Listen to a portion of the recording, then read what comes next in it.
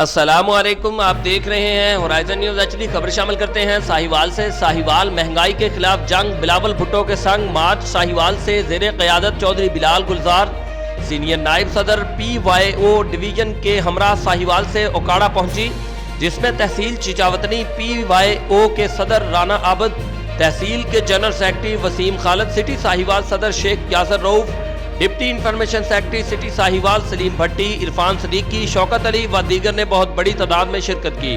काफिला HiAce wagon और कसीर तादाद में मोटरसाइकिलों पर ओकाड़ा रवाना हुआ, जहां पर अपने मुकर्ररा रास्तों से होता हुआ इख्तिताम पजीर हुआ। रिपोर्ट महबूब चौधरी, सरपरस्त आला होराइजन न्यूज़ एचडी।